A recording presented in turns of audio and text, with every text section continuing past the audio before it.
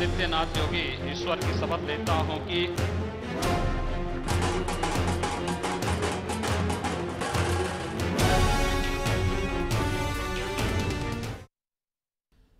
नमस्कार, मी प्रसन्न जोशी. लक्षवेधीच्या या खास एपिसोडमध्ये आपल्या सगळ्यांचं स्वागत. देशातला राजकारणाचं वारं बदलत चाललेलं आहे. उत्तर प्रदेशमध्ये योगी आदित्यनाथ मुख्यमंत्री झालेले आहेत आणि हा योगायोग म्हणा किंवा काहीही, पण सुप्रीम कोर्टानं एक प्रकारे संकेत दिलेला आहे की राम मंदिर हा मुद्दा सारखा प्रलंबित ठेवता येणार नाही. आउट ऑफ कोर्ट सेटलमेंट करा किंवा कोर्टाची मध्यस्थी स्वीकारून सेटलमेंट करा, पण हा मुद्दा सोडवा. जी याचिका दाखल केली होती भाजपचे सुब्रमण्यम स्वामी यांनी.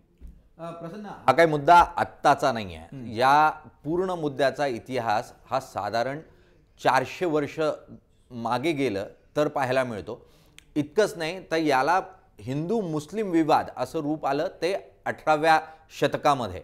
1850च्या काळामध्ये दंगल झाली आणि तिथून हिंदू मुस्लिम अशा स्वरूपामध्ये या पूर्ण भागामध्ये हा मुद्दा पेटत राहिला आणि त्याचा राजकीय लाभ हा तत्कालीन इंग्रज सरकारनं घेतला.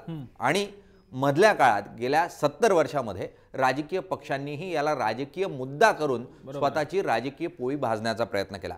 आज कोर्टाने या मुद्द्यावर आउट ऑफ कोर्ट सेटलमेंट सर्व पक्षांनी एकत्र बसून करावी अशा स्वरूपाचे एक निर्देश म्हणा किंवा सूचना म्हणा ती केलेली आहे. निश्चितपणे याचं स्वागत हे व्हायला हवं. आता राजकीय पक्ष याला कशा पद्धतीने घेतात याकडे सर्वांचं लक्ष असेल. दुसरीकडे या जोडीला आदित्यनाथ यांच्या मुख्यमंत्री पदावर येण्यामुळे एक नवीन हिंदुत्वाचं राजकारण तयार होणार आहे का? एक वेगळ्या प्रकारचं हिंदुत्व. हे नवोदितलं हिंदुत्व नाहीये, हे आजचं हिंदुत्व आहे, म्हणून त्याला मी नव हिंदुत्व म्हणालेलो आहे. या अनुषंगाने आपण चर्चा करणार आहोत. माझ्यासोबत मान्यवर आहेत. माधव भांडारी भाजपचे मुख्य प्रवक्ते आपल्यासोबत आहेत. याशिवाय अतुल लोंढे काँग्रेसचे प्रवक्ते आपल्यासोबत आहेत. अनवर राजन जे मुस्लिम प्रश्नांचे अभ्यासक आहेत तेही आहेत. डॉक्टर विश्वंभर चौधरी राजकीय सामाजिक विश्लेषक आहेत आणि आपल्यासोबत आहेत आनंद दवे हिंदुत्ववादी राजकारणाचे अभ्यासक. सगळ्यांचं स्वागत. मी पहिल्यांदा माधव भांडारींपासून सुरुवात करेन. भांडारीजी, केंद्रात भाजप, राज्यात भाजप, सुप्रीम कोर्टही म्हणते की out of the court settlement करण्याचा प्रयत्न करा सुब्रमण्यम स्वामींच्या याचिकेनंतर. आता हे हिंदुत्व एकीकडे सगळीकडे हिंदुत्वाची अशी एक लाट बघायला मिळत असताना आता हा निर्णय येणं याच्याकडे आपण कसं पाहताय?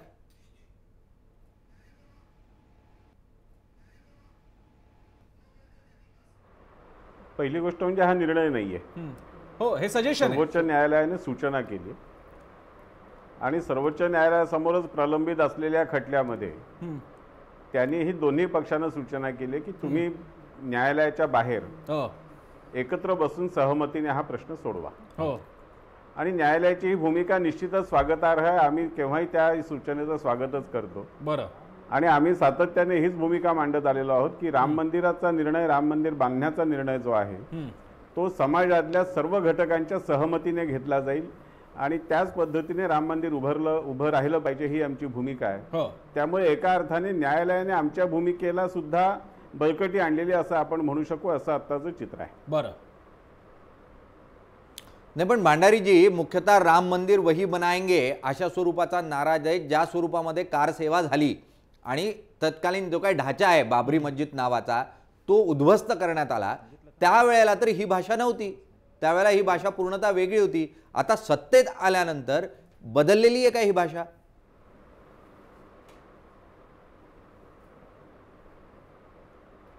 सत्तेत आल्यानंतर नाही, सत्तेत येण्यापूर्वी सुद्धा आम्ही याच भाषेत बोलत आहोत. आम्ही जेव्हा विरोधी पक्षात होतो तेव्हा सुद्धा आमचं हेच म्हणणं होतं की राम मंदिर त्या ठिकाणी उभं राहत असताना ते समाजातल्या सर्व घटकांच्या संमतीने, सहमतीने, सहभागाने उभं राहावं यासाठीच आमचा आग्रह आहे आणि त्यासाठी आमचे प्रयत्न आहेत. बरं, मी अतुल लोंढेंकडे जातोय तुमचाच मुद्दा घेऊन. अतुल लोंढेजी, ज्या परिस्थितीत हा सजेशन सुप्रीम कोर्टाची सूचना येते, ज्या परिस्थितीत, मी परिस्थितीबद्दल बोलतोय, त्या दृष्टीने जर भाजप जी काही सटल हिंदुत्वाच्या राजकारणाला सुरुवात करत असेल आदित्यनाथांच्या निमित्ताने, त्याला त्या प्रक्रियेला अधिक वेग येऊ शकतो आणि ते कसं असेल, देशासाठी हे योग्य असेल का?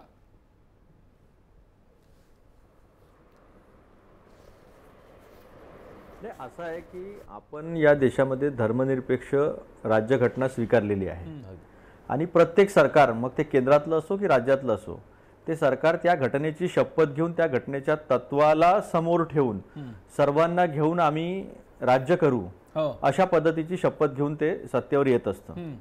आता कोणाला मुख्यमंत्री करायचं आणि कोणाला प्रधानमंत्री करायचं हे भाजपाचा अंतर्गत मुद्दा आहे हा. पण हे सगळे जे प्रश्नचिन्ह उपस्थित ते झाले का बरं झाले की ह्यापूर्वी आदित्यनाथांचा जो ट्रॅक रेकॉर्ड राहिलेला आहे त्या ट्रॅक रेकॉर्डमुळे त्यांनी ज्या ज्या पद्धतीचे स्टेटमेंट केलेले आहे त्या पद्धतीच्या स्टेटमेंटमुळं अशा पद्धतीची परिस्थिती जी आहे ती उपस्थित झालेली आहे. बरं, आता सुप्रीम कोर्टाने जे सजेशन दिलेलं आहे हो, त्याचा जर आपण विचार केला तर निलेशनी जे म्हटलं होतं याच्यापूर्वी जे उपस्थित केलं होतं हो, की भूमिकेमध्ये जो बदल आहे बरं, तो बदल सत्तेत येण्यानंतर झालेला आहे. बरं, आणि आपल्याला माहित असेल की केंद्र सरकारने तत्कालीन अटल बिहारी वाजपेयी होते बहुतेक, म्हणजे मी 99% शुअर आहे, पण कदाचित माहिती मागे पुढे होऊ शकते. 143 घटनेचं आर्टिकल 143 आहे जे त्याला आपण advisory jurisdiction of supreme court म्हणतो. बरं, त्या ऍडवायझरी ज्युरिडिक्शन या खाली केंद्र सरकारने तो जो मुद्दा आहे तो सुप्रीम कोर्टाकडे दिला होता. त्याच्यानंतरचा जो मुद्दा आहे आता सुब्रमण्यम स्वामी गेले कोर्टामध्ये आणि आता कोर्ट जे आउट ऑफ कोर्ट सेटलमेंट करा किंवा त्याच्यामध्ये इन्व्हॉल्ड पार्टीज, आता इन्व्हॉल्ड पार्टीज म्हणताना त्याच्यामध्ये गव्हर्नमेंट आहे का असं काही त्या सुप्रीम कोर्टाने काही स्पष्ट केलेलं नाही आहे. कदाचित त्याच्यामध्ये इन्व्हॉल्ड जे पिटिशनर्स असतील दोन्ही समाजाचे दोन्ही धर्माचे ते त्यांना अभिप्रेत असावं, कदाचित ते तसंच असावं. असं जर असेल आणि अशा पद्धतीने जर हा एक मुद्दा सुटून देश जर विकासाच्या मुद्द्याकडे कॉन्सन्ट्रेट करत असेल तर ते अधिक उत्तम होईल. कारण की कधीही भाजपानं सुद्धा आजपर्यंत म्हणजे हे मुद्दे उपस्थित झाले, छुपा अजेंडा आहे, वेगळ्या वेगळ्या पद्धतीनं भाजप पुढे येतं, आतमध्ये एक राहतं, पोटात एक आणि वोटात एक, अशा पद्धतीची जी टीका आहे ती होण्याचं कारणच असं आहे. कारण की जेव्हा यांचे सगळे मॅनिफेस्टो बघा आणि मग ज्या मुद्दे 2014च्या निवडणुकांमध्ये जे मुद्दे मांडले त्याच्यामध्ये 370 किंवा राम मंदिर असले कुठलेही मुद्दे नव्हते. आणि युपी मध्ये सुद्धा जे निवडणुका झाल्या त्याच्यामध्ये सुद्धा विकासाचाच मुद्दा जो आहे तो पुढे आणण्यात आला होता. आणि त्याच्यामुळे असे प्रश्नचिन्ह उपस्थित होतात.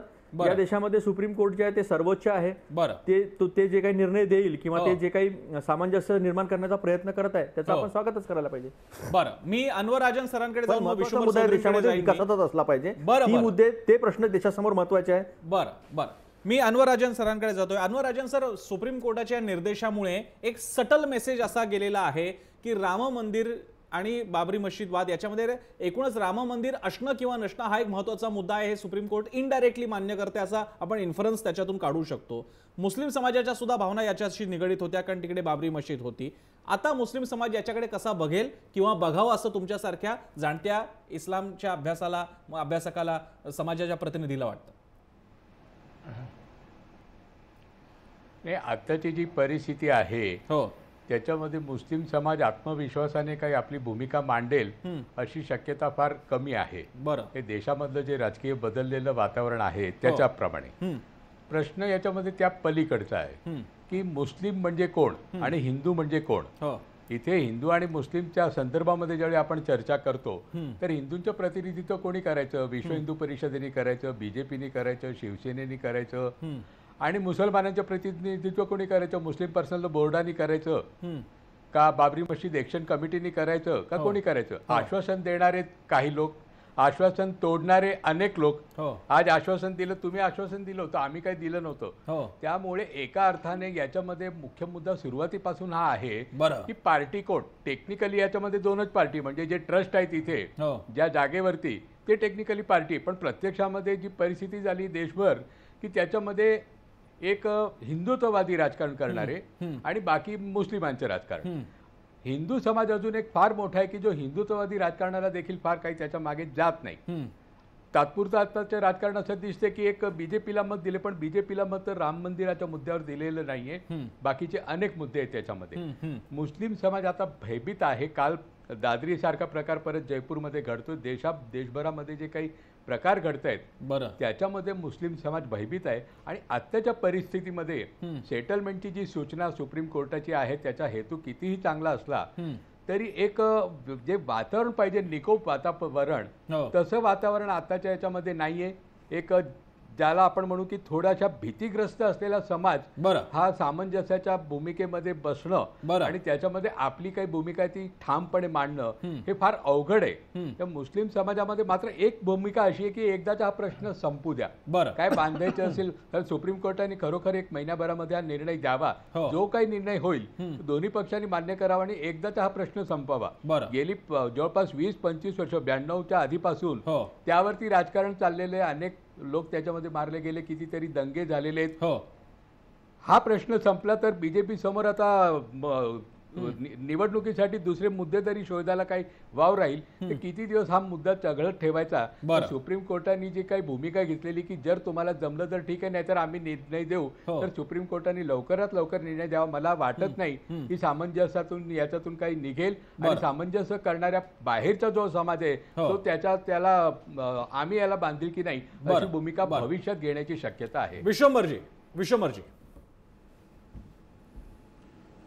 असं आहे की 2-3 कायदेशीर मुद्दे यामध्ये आहेत. पहिलं हे की सुब्रमण्यम स्वामींची याचिका ही या काही संदर्भातली पहिली याचिका नव्हती. म्हणजे मी कोर्टाच्या निर्णयावर टीका टिप्पणी आक्षेप मी काही करत नाही. मी त्या निर्णयाचं मला घटनेने विश्लेषणाचं स्वातंत्र्य दिलेलं आहे. त्याचं विश्लेषण होऊ शकतं, मी तेवढंच करतो. आता मुद्दा असा आहे की ही काही पहिली याचिका नव्हती, आधी पण 3-4 याचिका पेंडिंग आहेत. जेव्हा कुठली पहिली याचिका येते तेव्हा हे एक प्रॉपर्टीचा जर वाद असला तर हे नेहमी कोर्टाकडून म्हटलं जातं की out of the court settlement करा. पण हा वाद प्रॉपर्टीचा नाहीच आहे मुळात. प्रॉपर्टी हा विषय दुय्यम इथे आणि हा वाद वेगळा आहे. आणि त्यामुळे त्याच्यात कोर्टाचं म्हणणं हे मला आश्चर्यकारक अशासाठी वाटलं की ही काही पहिली याचिका नव्हती. सुब्रमण्यम स्वामींची 3री-4थी याचिका आहे ती फक्त टॅग करता आली असती कोर्टाला इतर याचिकांबरोबर. त्याच्याऐवजी कोर्टाने या याचिकेवर टिप्पणी करणं हे मला पहिलं थोडंसं मला त्याचं विश्लेषण कसं करावं हे कळत नाही. नंबर 2 याच्यामध्ये एक महत्वाचा मुद्दा असा आहे की अलाहाबाद कोर्टाचा एक निर्णय आहे आणि त्याच्यामध्ये एक गमतीशीर गोष्ट घडलेली की रामलल्ला ही सेपरेट एंटिटी म्हणून कोर्टाने मान्य केलेली आहे. अलाहाबाद कोर्टाने असं म्हणलं की रामलल्ला ही जिवंत नसलेली सेपरेट एंटिटी आहे. आता जर सुप्रीम कोर्टला वाटतंय की आउट ऑफ कोर्ट सेटलमेंट व्हावी तर ही रामलल्ला नावाची एंटिटी त्यात सेटलमेंटला कशी येणार हा मुद्दा आहे ना. खरं तुम्ही जेव्हा म्हणता की रामलल्ला ही सेपरेट एंटिटी आहे आणि तुम्ही म्हणता की all party should come together, आता ही पार्टी कशी येणार हा प्रश्न आहेच ना तिथे. तर इतक्या संवेदनशील विषयावर मला असं वाटतं, माझं एक नागरिक म्हणून प्राथमिक मत असं आहे की सुप्रीम कोर्टने हा विषय या लोकांवर सोडायला नको. अनवर भाईंनी अत्यंत योग्य मुद्दा उपस्थित केला की हिंदूंचे प्रतिनिधी म्हणजे कोण. विश्व हिंदू परिषद मी म्हणतो नाहीये विश्व हिंदू परिषद माझे प्रतिनिधी, मी नाही मानत त्यांना. अनवर भाई म्हणतात की ते कोण मदरसा बोर्ड काय ते आहे ते त्यांचं त्यांना नाही आम्ही मानत. त्यामुळे तो एंटिटीचा प्रश्न आहेच आहे. सुप्रीम कोर्टाला ज्या वातावरणात हे सगळं येतंय मला असं वाटतं की सुप्रीम कोर्टनी जर हे मिटायचं असतं तर आधीच मिटलं असतं. अलाहाबाद कोर्ट झालं, कोर्टबाजी झाली. हा विषय अक्षरशः काही 100 वर्ष आता निलेश सांगत होते त्याप्रमाणे काही 100 वर्ष हा विषय पेंडिंग आहे. आणि त्याच्यामुळं मला असं वाटतं की सुप्रीम कोर्टाला काही आपली जिम्मेदारी स्वतःची टाळता येणार नाही. त्या सगळ्या परिप्रेक्षात आणि योगी आदित्यानंद काय जे आहे ते मुख्यमंत्री झाल्यानंतर हा विषय आला, त्याची देशभर चर्चा होईल, याच्यावर सुप्रीम कोर्टने निश्चित विचार करावा असं मला वाटतं. नक्की हे जर फक्त बायलॅटरल असतं तर हे मिटलं असतं, प्रॉपर्टीचा वाद असता तेही ठीक होती सल्ला. पण तो 3ऱ्या-4थ्या याचिकेला तो सल्ला यावा, तो अशा वेळी यावा, या गोष्टीचं मात्र आपल्याला. विश्वंभरजी तुम्ही जर का बघितलं असेल तर कार्यक्रमाच्या सुरुवातीलाच मी हा योगायोग डबल कोट्स मध्ये हा योगायोग मी याच्यावरती बोट ठेवलं होतं की आताच्या परिस्थितीत याबद्दलची कमेंट आलेली आहे, त्यामुळे त्याला अर्थ वेगळा आणि आपल्या दोघांनाही माहिती आहे की आपण काय म्हणतोय, फक्त आपल्याला ते बोलण्यात मर्यादा पाळायची आहे. मी एक छोटासा ब्रेक घेतो, ब्रेकच्या नंतर बाकीची चर्चा सुरू करूयात. मला पुढचे मुद्दे घ्यायचे. छोटासा ब्रेक पाहत राहा. जय महाराष्ट्र. आदित्यनाथ योगी ईश्वर की शपथ लेता हूं कि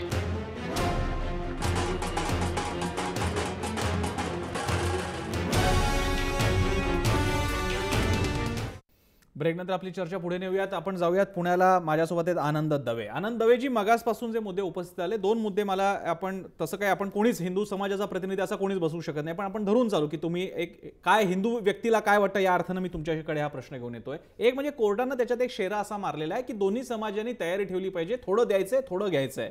आणि दुसरा मुद्दा की जो विश्वंभर चौधरींनी पण विचारला तोच मी तुम्हाला विचारतो की विहिंप किंवा तो निर्मोही आखाडा काय यांना हिंदूंचे प्रतिनिधी मानतात का? नाही, कसं आहे प्रसन्न ना, मला असं वाटतं की मुस्लिम समाजांनी खरं कोर्टाच्या निर्णयाचा फायदा करून घ्यावा आणि स्वतःचं मन यावेळेस मोठं करावं. 1916 पासून जेव्हा लखनौ करार झाला, आता जवळजवळ 100 वर्ष पूर्ण होतील या गोष्टीला, झाली 100 वर्ष.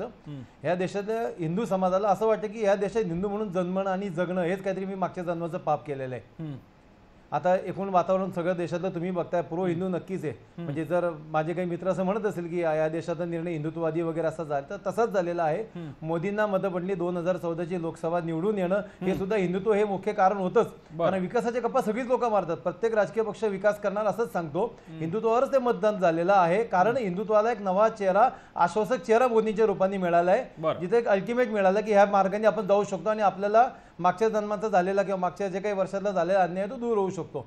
आता खरं असं आहे ना की अनेक मुस्लिम देशांमध्ये सुद्धा मुस्लिमांची प्रार्थना स्थळ म्हणजे मशिदी असतील, आणखी काही असेल, ती हलवली गेली, रस्त्याच्या मध्ये आली असतील तर तोडली असतील. कारण मुस्लिम धर्मामध्ये प्रार्थना स्थळाला महत्व आहे, जागेला एवढं महत्व नसतं. आणि अयोध्येच्या बाबतीत श्रीरामांची जन्मभूमी हा हिंदूंच्या अस्मितेचा प्रश्न आहे, तो भावनेचा प्रश्न आहे. त्यामुळे आपल्यासाठी ती जागा जास्त महत्वाची आहे. राम मंदिर देशामध्ये हजारोनी असतील, पण ती आपल्या अस्मितेचा प्रश्न आहे. तर मुस्लिम समाजाने यावेळेस थोडंसं मन मोठं करून ती जागा आता मोकळी करावी, सुप्रीम कोर्ट सांगते त्याप्रमाणे. कारण अनेक केसेसमध्ये जसं आता कोर्ट, मित्रांचं म्हणणं आहे की कोर्ट असं कोर्टाच्या बाहेर जाऊन सेटलमेंट करा म्हणतात, तिथं कोणीतरी माघार घ्यावी लागते, कोणीतरी कॉम्प्रोमाइज करावं लागतं. यावेळेस ती मुस्लिम समाजावर नियतीने जबाबदारी दिलेली आहे, ते मुस्लिमांनी करावं, ती जागा हिंदू धर्मियांसाठी मोकळी करावी. मग मी विश्व हिंदूला मानत नाही म्हणून विश्व हिंदू माझा नाही, तसं तर कोणीच नाही. ओवेसी सांगतो नरेंद्र मोदींना मी प्राईम मिनिस्टर मानत नाही, पण ते आहेत ना प्राईम मिनिस्टर. तुमच्या मान्य न मान्याने फार मोठा फरक पडत नाही. आज हिंदूंचं सगळ्यात मोठं संघटन जर संघ करतोय, विश्व हिंदू परिषद करते, राष्ट्रीय पातळीवर, तुमची साधारण लाईन लक्षात आली. मी पुन्हा जसं म्हणालो तसं इथे कोणी एक कुठली व्यक्ती, अनवर राजन हे काही मुसलमानांचं प्रतिनिधित्व करत नाही का, तुम्ही हिंदूंचं करत नाहीये. निलेश, मला पुन्हा राजन आणि भांडारी सरांकडे जाण्यापूर्वी याच्यात आता पेच असा झालाय, त्याग नेमकी कोणी करायचा. म्हणजे जे सुप्रीम कोर्ट म्हणते थोडं तुम्ही घ्या, थोडं तुम्ही घ्या, पण आता त्याच्यात मागच्या वेळी पहिल्यांदा निर्णय आला होता, त्याच्यामधला प्रॉब्लेम असा झाला होता की निर्मोही आखाड्याला एवढी जागा, बाकीच्या इस्लामच्या त्या ट्रस्टला, मुसलमानांच्या ट्रस्टला एवढी जागा, याच्यातून कसं पुढे जायचं. नाही, मुख्यतः विश्वंभर चौधरी सरांनी जो उपस्थित केलेला मुद्दा आहे तो अत्यंत महत्त्वाचा आहे. ऑल पार्टीज अशा स्वरूपाचं ज्या वेळेला विधान किंवा सूचना आहे ही सुप्रीम कोर्टाकडून येते. अनेक पार्टीज या ठिकाणी तयार झालेल्या आहेत. पहिली याचिका जर आपण बघितली तर ती स्वातंत्र्यपूर्व काळातली याचिका आहे. मंदिर बांधायला द्यावं किंवा तिथे मूर्तीची प्रतिष्ठापना करण्यात यावी यासाठीची याचिका, आणि तिथपासून तर म्हणजे ती साधारण 1859 सालची पहिली याचिका आहे. तेव्हापासूनच्या अनेक याचिका या प्रलंबित आहे, तिच्यावर कोणत्याही स्वरूपाचे निर्णय जे आहे ते होऊ शकलेले नाहीत. आणि स्वातंत्र्यानंतरच्या काळामध्ये साधारण 1949च्या काळामध्ये अनेक याचिका या वेगवेगळ्या संघटनांकडून, संस्थांकडून या समोर आल्या, आणि त्यामुळे या सर्व संस्था या ठिकाणी पार्टी म्हणून आहेत, त्या सहमतीला पोहोचतील अशी कोणतीही परिस्थिती या ठिकाणी दिसत नाही. आणि रामलीला, ज्यांना रामलीला यांना एक पार्टी म्हणून अधिकृत मान्यता ज्यावेळेला अलाहाबाद कोर्टाने दिलेली आहे, तर त्यांना आता आणणार कसं एक्झॅक्टली, आणि ते पार्टी म्हणून या ठिकाणी निगोशिएशन्स करणार कसे हा प्रमुख मुद्दा असेल. आणि त्यामुळे कोर्टाने जरी एक चेंडू हा या संस्थांच्या माध्यमातून पुढे केलेला असला तरीही तो निर्णयाप्रत पोहोचेल अशी परिस्थिती नसेल, आणि त्यामुळे सुप्रीम कोर्टालाच निर्णय द्यावा लागेल. आता सुप्रीम कोर्ट तो निर्णय कधी देतं याकडे सर्वांचं लक्ष असेल. मी माधव भांडारेंना एक प्रश्न विचारतो. भांडारे सर, या सगळ्या प्रकरणामध्ये उत्तर प्रदेश, तिथलं प्रशासन आणि मुख्यमंत्र्यांची भूमिका महत्वाची राहणार आहे. जिकडे आदित्यनाथांच्या पॉलिटिकल आणि आयडिओलॉजिकल इन्क्लिनेशन अतिशय स्पष्ट आहे, ते हिंदुत्ववादीच आहेत, आणि ते इतके हिंदुत्ववादी आहेत की प्रसंगी त्यांनी भाजपला चॅलेंज केलेले त्याचे दाखले पण आहेत. त्यांनी अगदी अटल बिहारीने दिलेल्या उमेदवाराला सुद्धा पाडलं होतं आपल्या प्रभावामुळे. माझा प्रश्न असा आहे, असा बायस मुख्यमंत्री असताना, आणि बायस असण्याबद्दल माझं म्हणणं नाहीये, तो बायस व्यक्ती मुख्यमंत्री हा माझा मुद्दा आहे, असा मुख्यमंत्री असताना जर का राम मंदिराचा मुद्दा समोर येत असेल तर भाजप केंद्र पातळीला मी तुम्हाला विचारतोय, तुम्ही कसं सांभाळणार उत्तर प्रदेश सारखं एवढं धार्मिकदृष्ट्या संवेदनशील राज्य.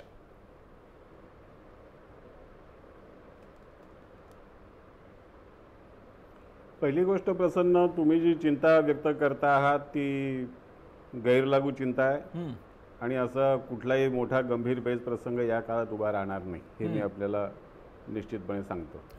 पण काही गोष्टी मला आपल्या लक्षात आणून दिल्या पाहिजेत की राम मंदिराचा हा प्रश्न चर्चेतून सोडवण्यासाठी आजच सुरुवात नाही झाली, आजच सर्वोच्च न्यायालयाने म्हटलं असं नाहीये. बरं, तर पंतप्रधान चंद्रशेखर जेव्हा पंतप्रधान होते तेव्हा त्यांनी या सर्व संबंधितांना एकत्र आणून चर्चेच्या काही फेऱ्या घडवल्या होत्या, आणि त्याच्यामधून एक सहमती घडवण्याचा प्रयत्न हा चंद्रशेखरनी केला होता. त्याला राम मंदिराची मागणी करणाऱ्या सर्वांनी साथ दिली होती.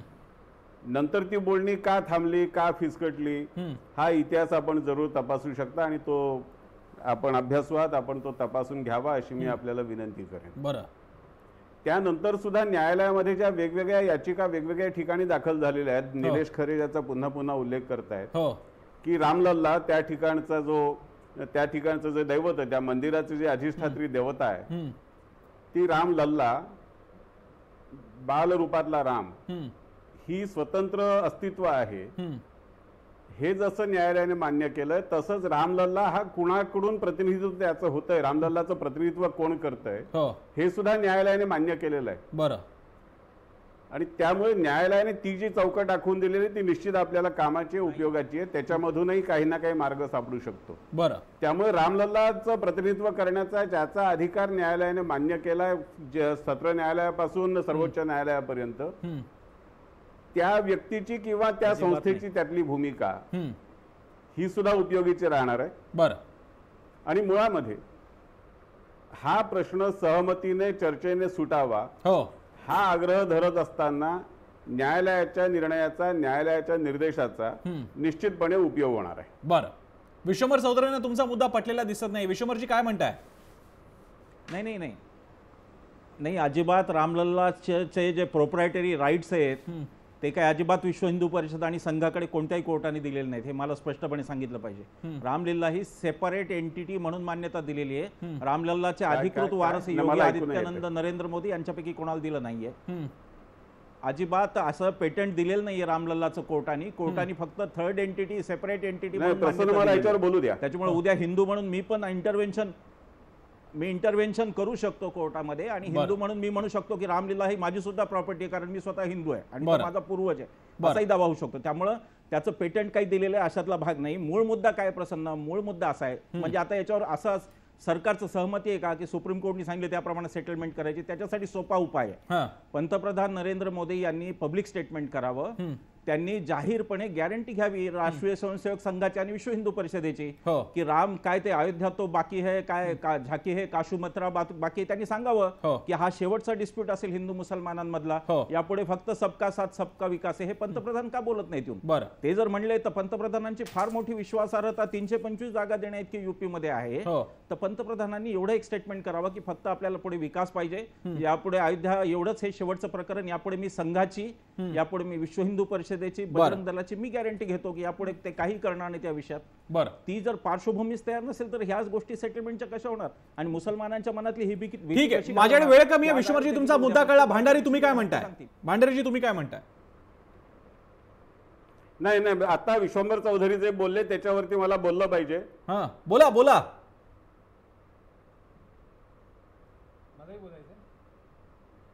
भांडारीजी बोला, तुमच्याकडे आलो मी. रामलल्लाचं प्रतिनिधित्व करण्याचा अधिकार योगी आदित्यनाथ किंवा नरेंद्र मोदी किंवा आणखीन कोणी यांना दिलेला आहे असं मी कुठेही म्हटलेलं नाही. असा दावा स्वतः मोदी साहेबांनी केलेला नाही, योगी आदित्यनाथांनी केलेला नाही, विश्व हिंदू परिषदेने केलेलं नाही. म्हणून मी आपल्याला विनंती केली. आणि मी विचारवंतांनी विनंती करत नाही, कारण त्यांचे विचार त्यांनी आधीच ठरवलेले आहेत आणि ते जे काय 25, 30, 35 वर्षापूर्वी ठरवलेले विचार आहेत तेवढेच सत्य आहेत. ही त्यांची जी धारणा आहे, अहंगंड आहे, त्याला मी हात लावत नाही, त्याला त्रास देण्याची माझी इच्छा नाही. परंतु पत्रकारांनी मी ही विनंती केली की आपण अभ्यास करण्याचा प्रयत्न करता, आपण माहिती घेण्याचा प्रयत्न करता, त्याच्यामध्ये ही सुद्धा माहिती घ्या की रामलल्ला ही सेपरेट एंटिटी आहे असं ज्या न्यायालयाने मान्य केलंय, त्या न्यायालयाने रामलल्ला कुणाच्या वतीने कोण रामलल्ला प्रतिनिधित्व करतोय हे सुद्धा मान्य केलेलं आहे. आणि ते एकदा शोधून घ्या, तपासा. ते कागदामध्ये उपलब्ध आहे. विचारवंतांना हा त्रास द्यायची गरज नाही, कारण त्यांचे विचार त्यांनी पक्के केलेले आहेत आणि कार्ल मार्क्सने सांगितलेले तेवढाच त्यांचा विचार आहे, त्यामुळे त्यांना त्रास देऊ नका. ठीक आहे. तुम्ही विश्वंभर चौधरींना असं लगेच मार्क्सवादी वगैरे ठरू नका. त्यांनी स्वतः म्हटलेलं की मी हिंदू आहे आणि रामावरती माझा पण अधिकार असं ते म्हणाले. त्यामुळे तुम्ही भांडारीजी त्या बाबतीत ते तुमच्या सोबत आहेत, काळजी करू नका. मी अतुल लोंढेंकडे जातो. अतुल लोंढेजी, काँग्रेस असा जर का मुद्दा जर का समझोत्याचा आला तर तो काही फक्त 3 पार्टीज मधला नाहीये. विश्वंभरजी बरोबर बोले, तो अख्ख्या देशाचा आहे आणि काँग्रेस पार्टीला त्याच्यात से आहे, कारण तो शेवटी समाजाशी संबंधित मुद्दा आहे. काँग्रेस या बाबतीत काय भूमिका घेईल?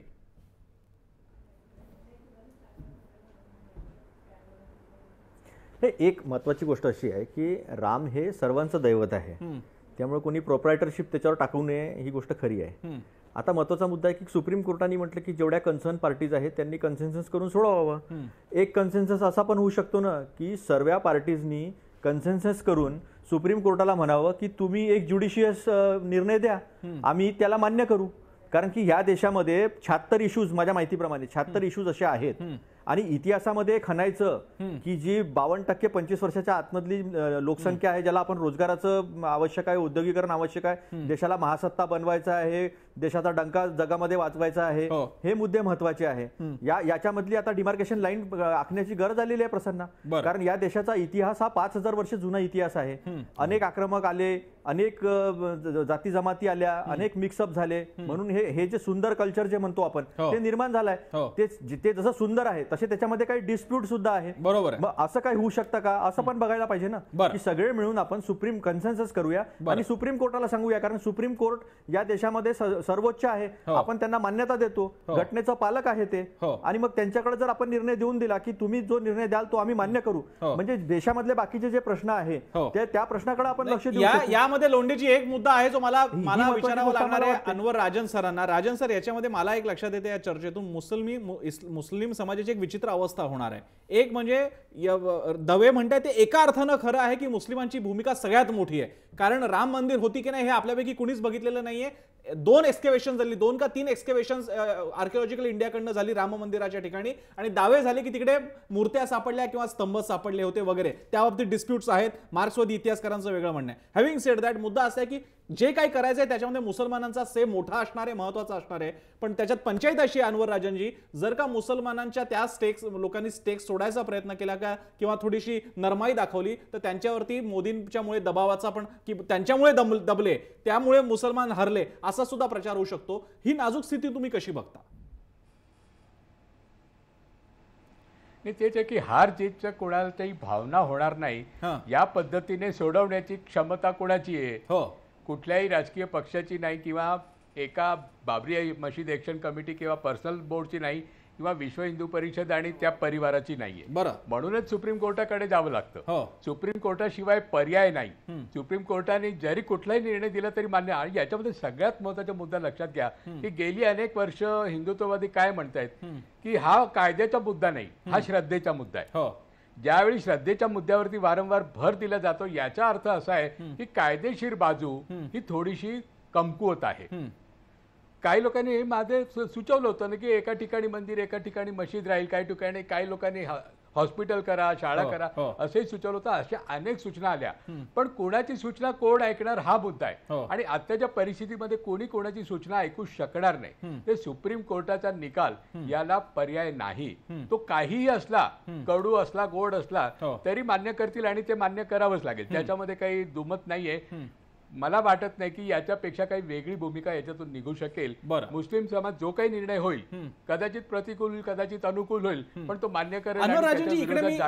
एक आठवण करून देऊ इच्छितो, संघाने मधल्या काळामध्ये फक्त एवढीच आहे की जर हिंदुत्ववाद्याच्या राजन सर तुमच्याकडेच येतो मी, भीती एवढीच आहे की हिंदुत्ववाद्याच्या विरोधात जर मुद्दा आला, निकाल आला, तर मात्र त्याची प्रतिक्रिया काय येईल या बाबतीत मात्र सगळेच लोक साशंक आहे. आणि तेच प्रेशर थोडंसं सुप्रीम कोर्टावरती असावं अशी शंका वाटते.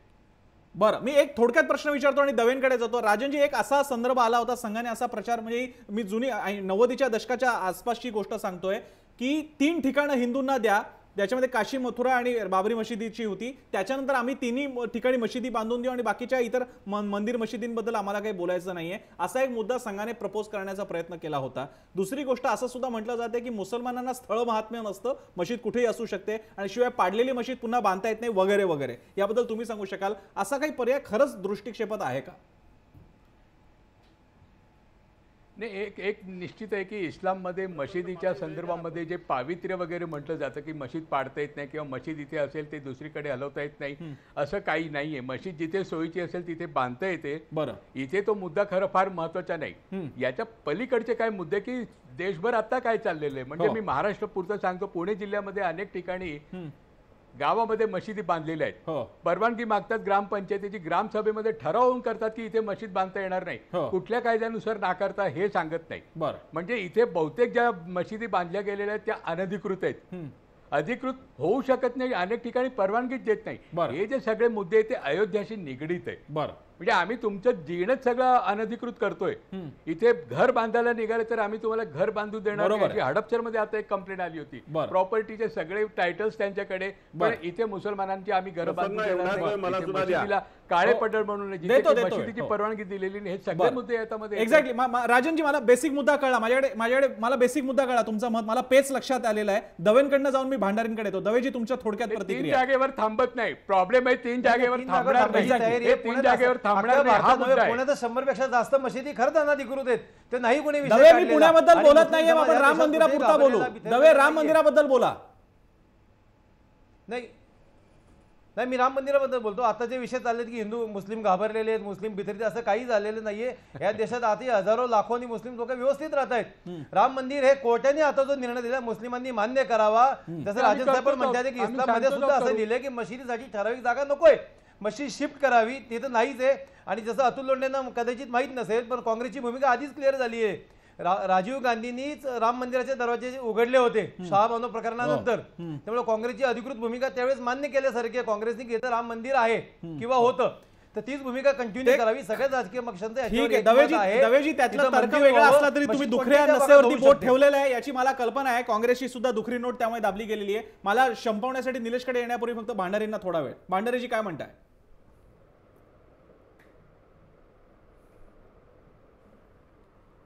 दोन गोष्टी मला आधी लक्षात आणून द्यायच्या आहेत की अनवरभाई ज्या पद्धतीने मशिदी अनधिकृत ठरतात याच्याबद्दलची वेदना व्यक्त करतायत, अनवरभाईंना तेवढंच हे सुद्धा माहिती आहे, पण ते बोलणार नाहीत.